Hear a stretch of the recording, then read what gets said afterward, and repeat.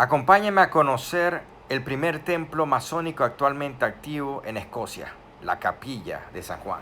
Cuando hoy pensamos en una logia masónica, normalmente imaginamos un templo diseñado específicamente para ceremonias, rituales, con columnas, altar, símbolos y espacios cuidadosamente organizados para el trabajo masónico. Sin embargo, las primeras logias no eran templos filosóficos construidos para rituales simbólicos. Eran espacios funcionales vinculados directamente al trabajo operativo de los constructores medievales. Comprender cómo evolucionaron físicamente aquellas primeras logias resulta fundamental para entender la transformación histórica de la masonería misma. En la Escocia medieval, el término logia no hacía referencia originalmente a una organización abstracta o filosófica. La logia era ante todo una estructura física. Generalmente consistía en un cobertizo, una habitación, una estructura temporal de madera, un espacio habilitado junto a una construcción importante donde los masones operativos podían trabajar la piedra, protegerse del clima, guardar herramientas, descansar, recibir instrucciones y organizar las labores de oficio. Estas logias están directamente vinculadas con catedrales, monasterios, castillos, murallas y grandes proyectos de construcción medieval. En Escocia, donde el clima podía resultar extremadamente severo, aquellas estructuras eran esenciales para el trabajo diario de los constructores. Pero la logia era mucho más que un simple refugio físico.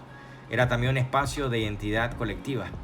Ahí se transmitían secretos del oficio, mecanismos de reconocimiento, reglas internas, obligaciones fraternales y conocimientos técnicos.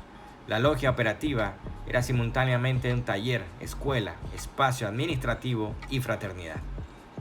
Uno de los registros más antiguos relacionados con estas primeras estructuras aparece vinculado a St. Giles Cathedral en Edimburgo, donde documentos históricos hacen referencia a un common lodge utilizado por los masones que trabajaban en la catedral. Este detalle resulta extraordinariamente importante porque demuestra que la palabra logia originalmente describía un lugar físico real asociado directamente al trabajo operativo. No era todavía un templo masónico en el sentido moderno, sino un espacio funcional donde los constructores trabajaban, descansaban, se reunían y organizaban las labores del oficio. Precisamente alrededor de St. Giles comenzaría a desarrollarse una de las tradiciones masónicas más antiguas de Escocia. Otra de las logias más importantes de la historia en Escocia fue el Lodge of Edinburgh, Mary Chapels No. 1, fundada oficialmente en 1599. Según sus minutas conocidas, Mary Chapel es considerada una de las logias masónicas más antiguas del mundo, con registros continuos. Sin embargo, el nombre suele generar confusión.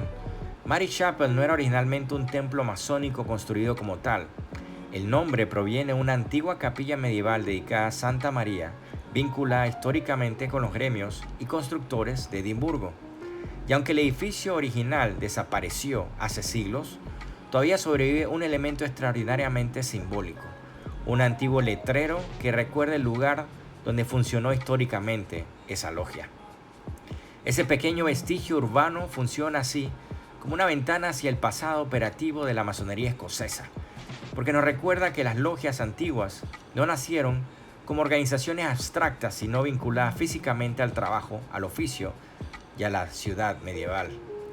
Entre las logias históricas más importantes de Escocia destaca el Lodge Canongate Kilwinning número 2, cuya importancia dentro de la historia masónica mundial es enorme.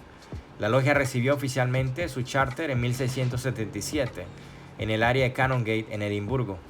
El documento fue otorgado por The Lodge of Kilwinning, posteriormente conocida como Mother Lodge Kilwinning, convirtiéndose en el primer ejemplo conocido en el mundo donde una logia existente concede formalmente un charter a otra logia. Este hecho resulta históricamente extraordinario, porque demuestra que ya existía autoridad masónica reconocida organizada entre logias, mucho antes de la existencia de grandes logias modernas. Sin embargo, la importancia histórica de Canongate Kilwinning número 2 no se limita únicamente a su antigüedad o a su charter.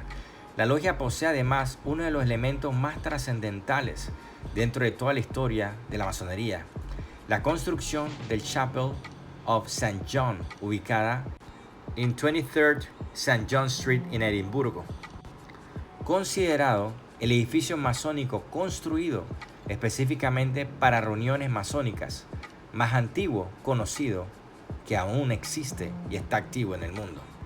En pocas palabras, el templo masónico construido activo actualmente más antiguo del mundo. La relevancia de este hecho es difícil de exagerar. Durante siglos las logias operativas habían funcionado principalmente en talleres temporales, estructuras anexas a construcciones medievales o espacios improvisados vinculados directamente al trabajo de la piedra. The Chapel of St. John representa uno de los primeros momentos documentados en que una logia establece un espacio permanente concebido especialmente para la actividad masónica.